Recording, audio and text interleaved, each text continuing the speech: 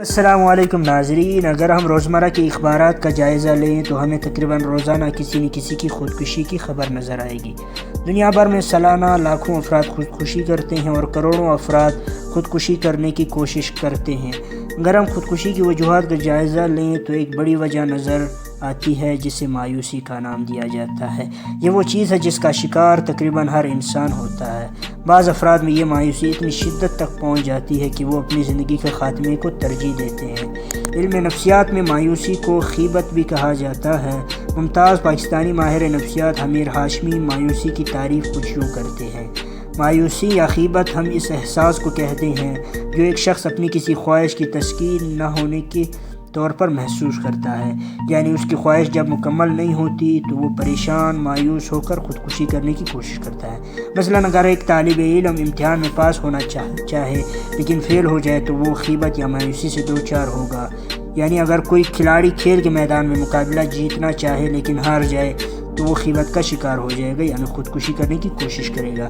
اس کے بعد وہ لکھتے ہیں: اب اگر ہم اس تعریف میں اپنے آپ کا اور اپنے گروہ پیش کا افراد کا جائزہ لیں تو ہم جان لیں گے کہ دنیا کا ہر شخص اپنی زندگی میں مایوسی یا خیبت کا شکار رہا ہے، اور جب تک کسی شخص کے سانس میں سانس ہے وہ خیبت سے دوچار ہوتا رہے گا۔ اس کی وجہ یہ ہے کہ کسی بھی شخص کی تمام خواہشات کی تسکین اس کی مرضی کے عین مطابق ممکن ہی نہیں ہوتی، اس لیے وہ کسی نہ کسی حد تک مایوسی کا شکار رہے گا۔